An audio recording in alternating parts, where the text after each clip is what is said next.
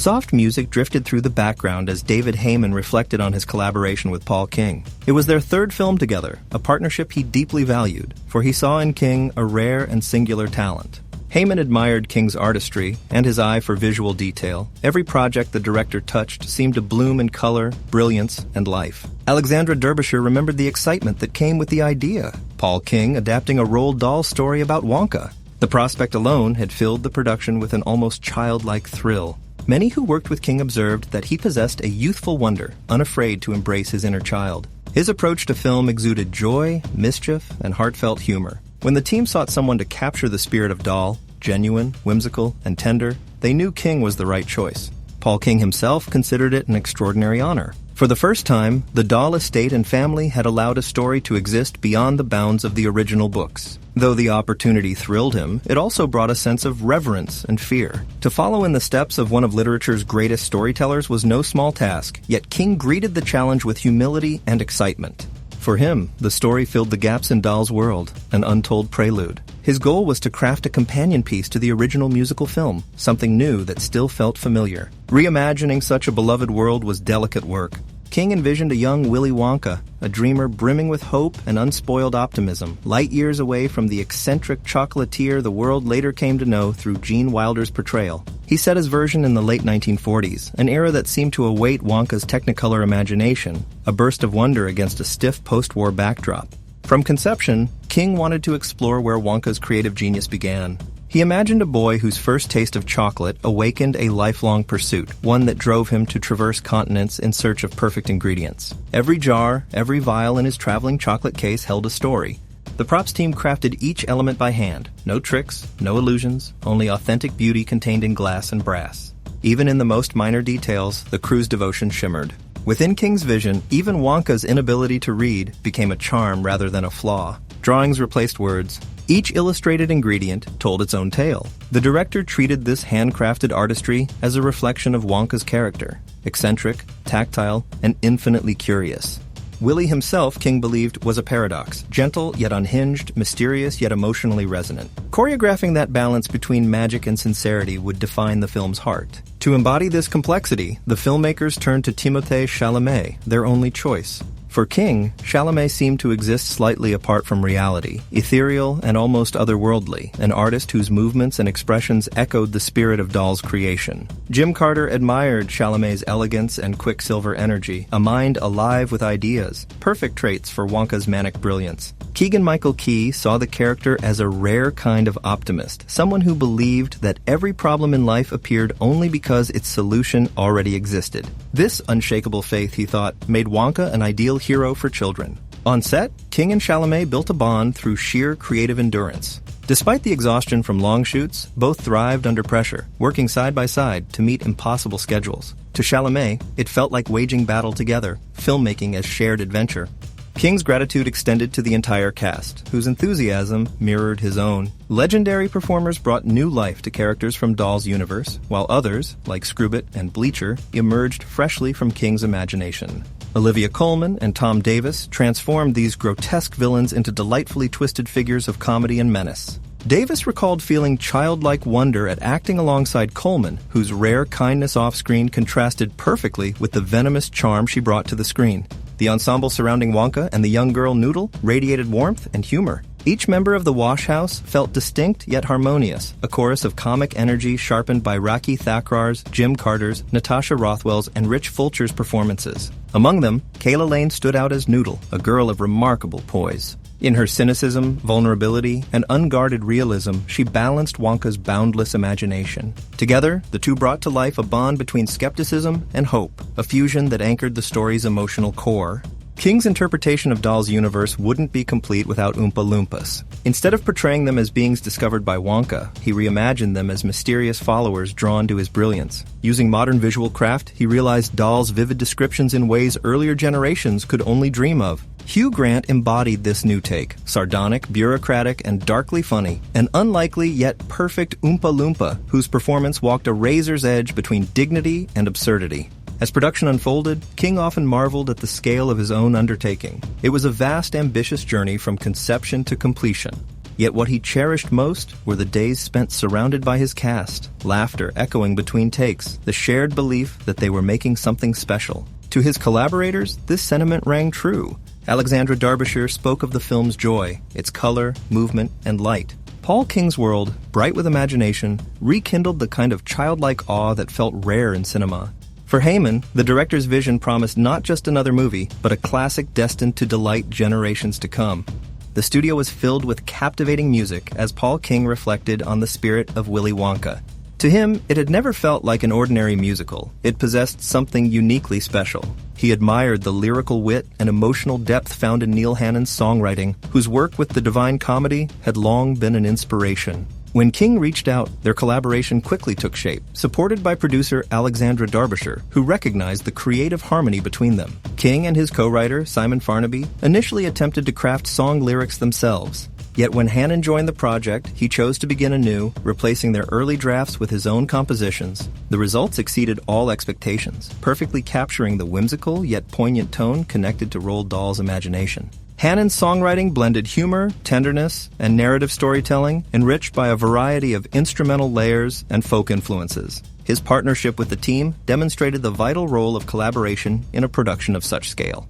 Composer Joby Talbot built upon Hannon's songs to construct a rich, dynamic score. Drawing inspiration from King's visual style and Hannon's intricate melodies, Talbot infused the soundtrack with emotional sophistication and structural precision. His orchestration expanded the songs into grand cinematic expressions reminiscent of classic Hollywood musicals. Attention then turned to the film's performances. James Taylor, who worked closely with the cast, highlighted Timothée Chalamet's commitment to mastering both singing and dance despite limited musical experience. Months of vocal exercises and choreography training under the guidance of Christopher Gattelli transformed the actor's approach, merging his physical presence with the character's spirit until Willy Wonka seemed to move through him naturally. Gattelli, known for blending heart and humor through movement, crafted scenes that were alive with motion, energy, and charm. The production demanded intense physical effort from everyone involved.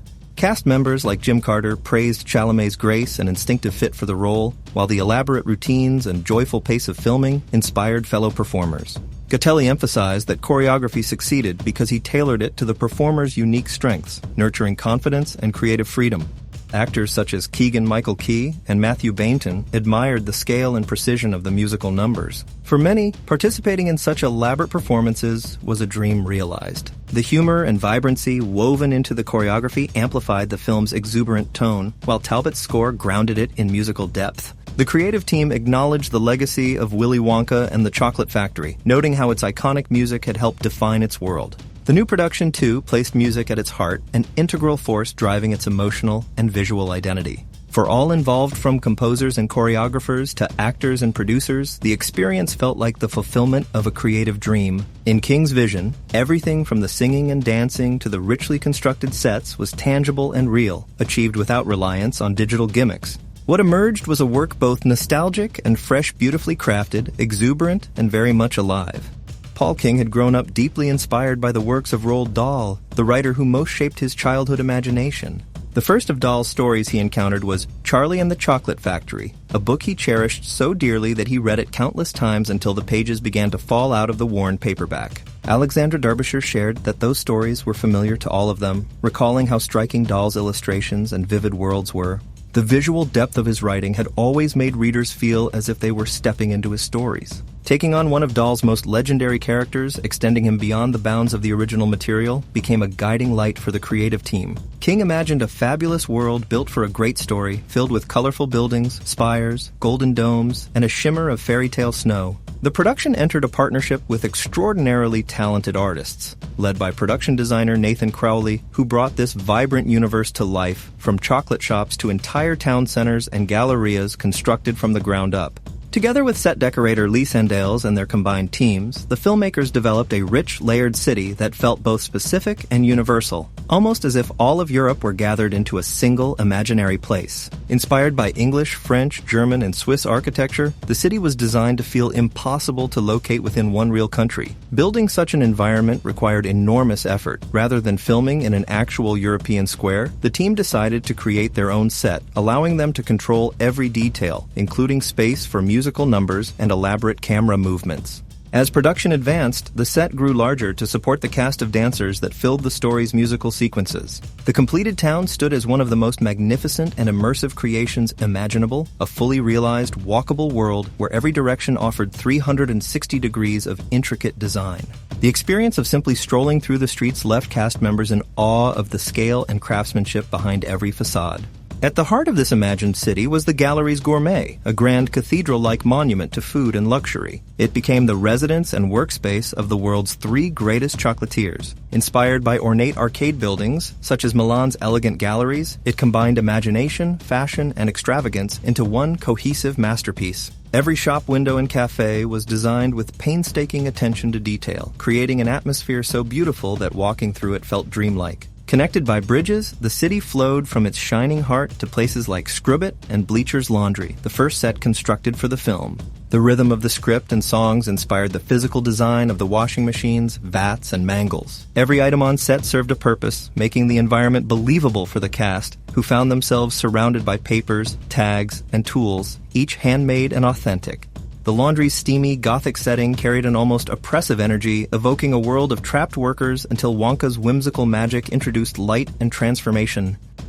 Another striking creation arose beneath a cathedral, where a confessional booth led to a vault concealing a hidden chocolate factory. The set combined ingenuity and whimsy, blending grandeur with a hint of mischief. Its interior design mirrored a gentleman's club, featuring chocolate-colored leather furniture, wingback chairs, and Art Deco chandeliers shaped like giant jellies. The result balanced elegance with a sense of sly villainy, as though sophistication and secrecy coexisted in one enchanted space. Among all the crafted environments, the Wonka Chocolate Shop stood as the team's emotional centerpiece. Designed as a tribute to Wonka's mother, it reimagined his childhood home in chocolate and sugar, decorated with vibrant flowers, bees, and flowing rivers.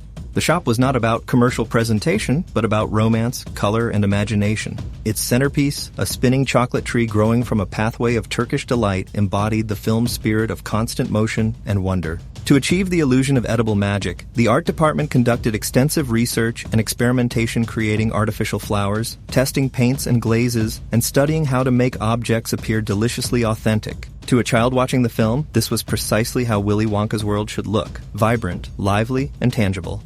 For Timothée Chalamet, walking into that completed chocolate shop was an overwhelming experience that filled him with gratitude for being part of such a meaningful production. The set captured the balance of wonder and craftsmanship reminiscent of the classic Willy Wonka films. On set, he spent hours immersed in the magical space, rehearsing choreography and absorbing the beauty of the world that surrounded him. The experience of working on a project of such scale left a lasting impression on the entire cast and crew. Every detail from crafted props to architectural flourishes reflected meticulous care, elevating the film into a living storybook. What began as a tribute to Roald Dahl's imagination became a fully realized fantasy world, one that celebrated creativity, nostalgia, and childlike wonder.